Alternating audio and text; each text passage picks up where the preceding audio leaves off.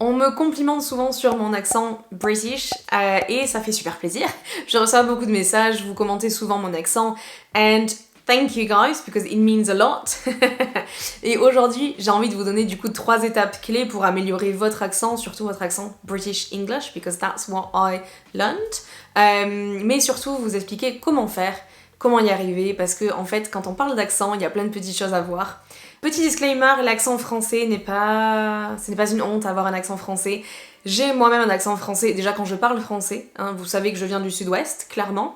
Et en plus, quand je parle anglais, on entend quand même aussi un peu mon accent français. C'est pas grave, l'accent c'est nos racines, donc il n'y a pas de honte à avoir. Mais le point le plus important à prendre en compte, c'est que quand vous allez parler une autre langue, dont l'anglais, c'est de parler le plus naturellement possible. Donc se rapprocher d'une bonne prononciation, être bien compris, pour pouvoir avoir de jolies conversations avec les gens et avoir plein de compliments. Because that's what we want. Yes. La première étape à suivre, c'est une immersion. On vous le dit souvent, l'immersion c'est ce qui marche le plus, c'est vrai et c'est faux. J'ai d'ailleurs fait une vidéo à ce sujet. C'est vraiment hyper important de se dire que personne ne naît avec une compétence particulière.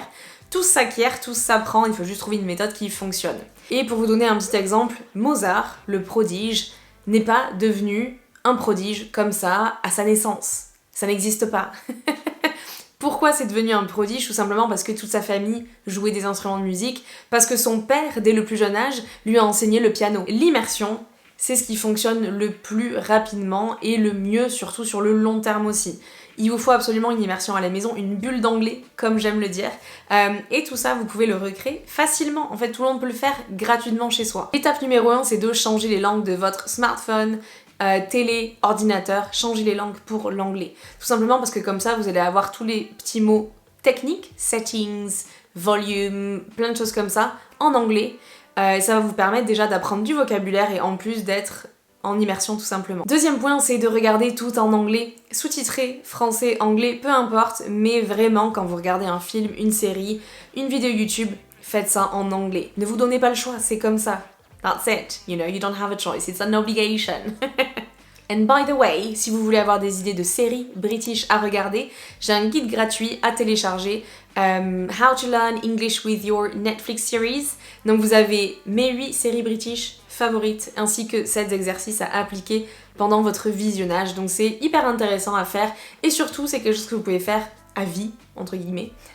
Donc n'hésitez pas à le télécharger, c'est gratuit. Vous pouvez aussi commencer à lire des romans ou des livres sur le développement personnel, business, marketing, it doesn't matter, mais commencez à lire en anglais. Si vous avez un niveau plutôt intermédiaire, vous pouvez lire plutôt des livres sur le développement personnel.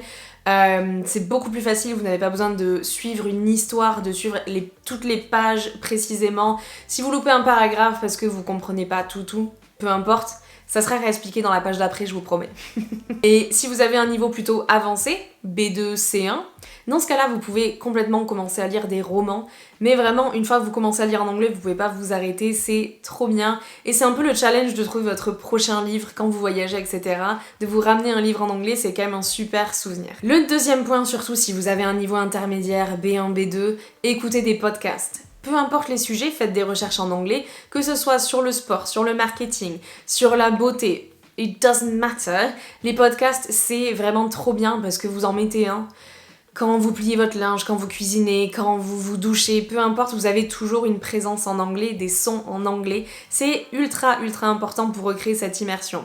Sans ça, sans regarder, écouter de l'anglais, en fait, vous pouvez pas avoir une routine efficace et donc vous ne pouvez pas progresser sur le long terme. Peu importe tous les programmes que vous allez acheter, tous les profs que vous allez payer, si vous n'avez pas une routine, vous allez oublier votre anglais. Étape numéro 2, une fois que vous avez recréé cette immersion et que vous êtes habitué au son anglais, étape numéro 2, c'est de travailler votre prononciation. Et d'ailleurs, la semaine dernière, je vous ai posté une vidéo sur la prononciation des mots les plus compliqués pour les Français à dire. Donc n'hésitez pas à la regarder, parce que la prononciation, c'est ce que vous allez appeler accent, en fait. Une bonne prononciation, c'est déjà 80% d'un bon accent. Okay? So it's really important. Et qui dit bonne prononciation dit CES Academy, The Confident English Speaker Academy. C'est mon académie pour apprendre à parler anglais avec confiance. Et devinez par quoi on commence dans cette académie? La prononciation. Of course. Vous devez absolument régler ces problèmes de prononciation parce que c'est facile à régler, c'est facile à comprendre. Et une fois que vous avez réglé ça déjà, vous allez pouvoir parler plus librement et donc prendre confiance en vous et améliorer après d'autres petites choses pour améliorer votre accent. Au départ, c'est de commencer par des sons qui vous sont ou qui vous paraissent compliqués. Par exemple le son TH, le son GH, even though. Though, ça c'est souvent compliqué pour des gens.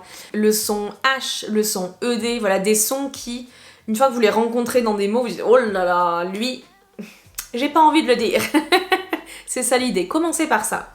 Ok, donc faites une liste des sons qui sont vraiment très compliqués pour vous. Et ensuite, vous pouvez ouvrir un dictionnaire en ligne, peu importe lequel, tant qu'il est en anglais, et chercher la prononciation. Par exemple, vous regardez sur Cambridge English Dictionary, si je regarde le mot though, je vais trouver différents sons, ok, British English, American English, nous on veut British English, et vous allez surtout avoir de l'aide pour tous les sons différents, le TH, le OU et le GH. Vous allez avoir des sons similaires dans d'autres mots, tout ça vous est indiqué. C'est hyper important de travailler comme ça si vous voulez avoir une bonne méthode et apprendre sur le long terme. Une fois que vous avez votre mot, vous n'avez plus qu'à répéter. Et je vous conseille de lire à voix haute, peu importe des livres, juste des paragraphes d'articles, de news, etc. Lisez à voix haute et pratiquez la prononciation comme ça. Trouvez un paragraphe, trouvez les mots qui sont compliqués, cherchez-les dans le dictionnaire et ensuite répétez. Vous pouvez aussi vous servir d'audiobooks. Vous en avez sur YouTube gratuitement, vous pouvez en trouver par-ci par-là. Si vous avez un compte Prime avec Amazon, vous avez le droit à 2 mois gratuits sur Audible. Du coup, c'est une plateforme de livres audio, hyper intéressant. Vous avez 2 mois gratuits, personne ne le sait. Je vous le dis, si vous avez un compte Prime, du coup, n'hésitez pas à l'utiliser. Et avec votre compte Prime en plus, vous pouvez aussi trouver des livres gratuits. C'est-à-dire que les livres, peu importe vous cherchez, vous avez plein de livres gratuits qui sont trouvables facilement. Of course, we want to choose the English ones. Vous n'avez qu'à chercher une section, une catégorie de livres ou alors un titre en particulier. Et très souvent, vous allez pouvoir trouver plein de choses gratuites et vous pouvez lire du coup gratuitement, comme si vous aviez un Kindle. Donc Kindle, c'est les petites liseuses du coup pour lire des livres dessus. Donc ça ressemble un peu comme un PDF, comme vous allez pouvoir le trouver sur un Kindle. Vous pouvez avoir accès sur votre téléphone, sur votre ordinateur, gratuitement, même sans avoir de liseuse. Amazing! Et l'étape numéro 3 qui est ultra importante, c'est de pratiquer le shadowing technique. C'est quelque chose qu'on ne fait jamais et qui pourtant porte ses fruits. Shadowing technique, qu'est-ce que c'est? C'est très facile en fait, c'est comme une shadow, une ombre. En fait, vous allez répéter ce que la personne dit exactement de la même manière. C'est pas juste répéter une phrase, c'est répéter les sons, la manière dont c'est dit, l'intonation, tout répéter exactement de la même manière, pour pratiquer un peu sa manière de parler et surtout apprendre à parler anglais de manière naturelle. C'est ultra intéressant à faire sur des phrases, juste une phrase comme ça qui vous paraît un peu difficile avec une intonation particulière. Mettez pause et répétez après la personne, c'est ultra efficace. Et c'est quelque chose qu'on fait aussi dans la CIS Academy, tout simplement parce que répéter après moi, ça permet de comprendre ses erreurs, ça permet de comprendre là où ça pêche, par exemple, est-ce que c'est l'intonation, est-ce que c'est les sons particuliers, et surtout, numéro 3, c'est de s'enregistrer et de s'écouter. Donc si vous pratiquez de shadowing technique et qu'en plus vous enregistrez, vous allez pouvoir vous écouter, ce qui est absolument affreux, personne n'aime s'écouter, but it works. Et vous allez comprendre du coup si vous parlez comme un petit robot ou si vous avez répété de manière naturelle. Donc shadowing technique couplé à de l'enregistrement, vous allez voir que vous allez très vite progresser et avoir un meilleur accent british en anglais. J'espère que vous avez apprécié autant que moi ces tips et exercices à faire en anglais pour booster votre accent. N'hésitez pas à me dire en commentaire ce que vous en avez pensé, si vous le faites déjà ou si vous avez appris plein de choses. And I'll see you in the next video.